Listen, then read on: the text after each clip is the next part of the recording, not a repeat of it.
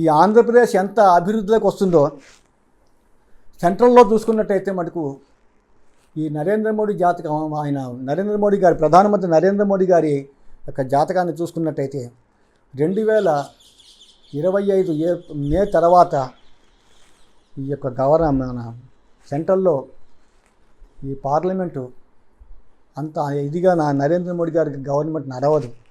దానికి కారణం ఏంటంటే నరేంద్ర మోడీ గారికి ముఖ్యంగా ఆయన వృశ్చిక రాశి, వృశ్చిక లగ్నం, ఆయన కుజమహర్దశ నడుస్తోంది.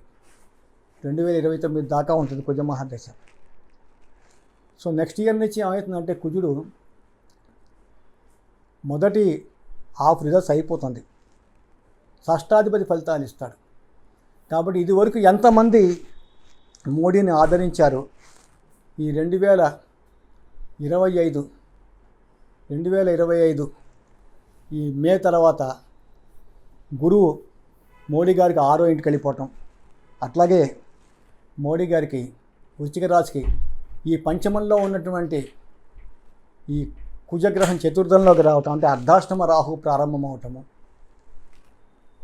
ఈ గురుగ్రహం సప్తమ వదిలి అష్టమ స్థానంలోకి వెళ్ళటం, అంటే ప్రధాన గోచారంలో 3 గ్రహాలు తీసుకుంటారు. ప్రధాన గ్రహాలు ఒకటి గురువు అష్టమ స్థానము, శని పంచమ స్థానము, అట్లాగే ఈ రాహు అర్ధాష్టమంలోకి వస్తాడు. కాబట్టి 2025 మే తర్వాత మటుకు సెంట్రల్లో అనుకున్నంతగా ఈ మోడీ గారి గవర్నమెంట్ ముందుకు వెళ్ళడం చాలా కష్టం.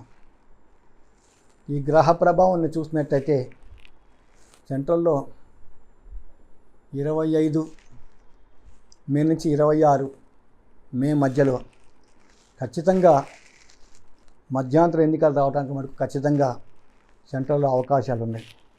కారణం ఏంటంటే ఈ భారతీయ జనతా పార్టీ జాతకం చూసుకున్నట్టయితే కూడా 6/4/1980 పొద్దున 11:40కి న్యూఢిల్లీలో ఈ యొక్క భారతీయ జనతా పార్టీని స్థాపించారు.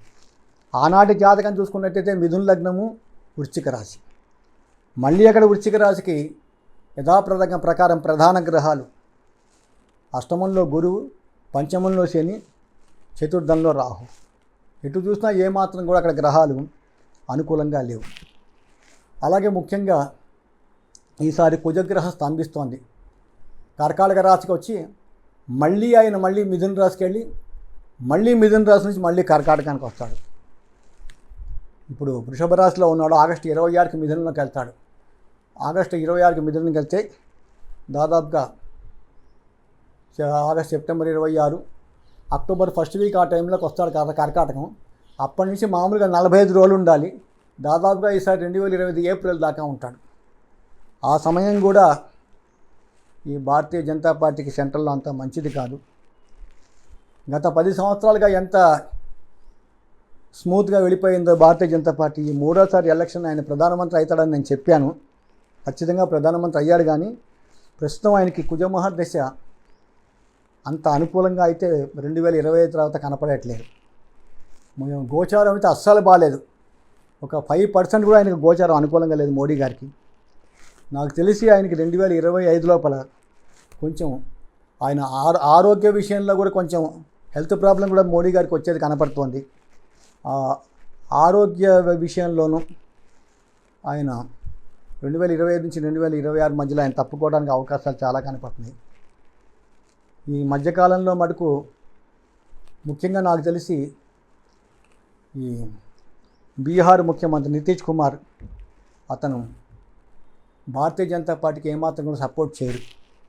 దానికి కారణం ఏంటంటే ఈ నితీష్ కుమార్ కూడా జ్యేష్ఠ నక్షత్రంలో పుట్టాడు. ఆయన వృశ్చిక రాశి, మిథున లగ్నం.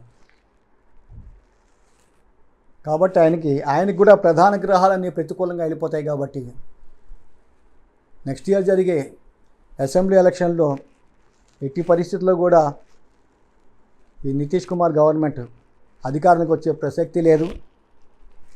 ఆయన ఆ కోపంతో ఈ భారతీయ జనతా పార్టీ కూడా సపోర్ట్ చేయటం మానేస్తాడు, విత్డ్రా చేసుకుంటాడు.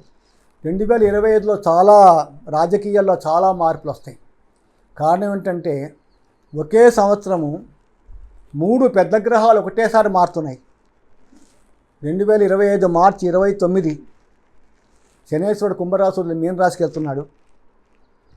అలాగే 2025 మేలో 2 గ్రహాలు రాహు మీనం వదిలేసి కుంభరాశికి వస్తాడు.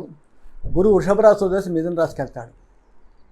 కాబట్టి 3 ప్రధాన గ్రహాలు కూడా మొత్తం ప్రపంచం మొత్తానికి కూడా చేంజెస్ అవుతాయి. కాబట్టి సెంట్రల్లో ఈసారి చాలా దూకుడుగా మటుకు మన భారత ప్రధాని నరేంద్ర మోడీ గారికి వెళ్ళరు. ఒకవేళ ఆయన వెళ్తే మటుకు ఖచ్చితంగా ఆయన కష్టాల్లో పడటం జరుగుతుంది. ఎందుకంటే గ్రహాలు అనుకూలంగా ఉన్నప్పుడు మనం ఎన్ని చేసినా కూడా నడుస్తుంది. గ్రహాలు ప్రతికూల స్థానంలో ఉన్నప్పుడు మటుకు మనం చేసేది ఏమీ లేదు.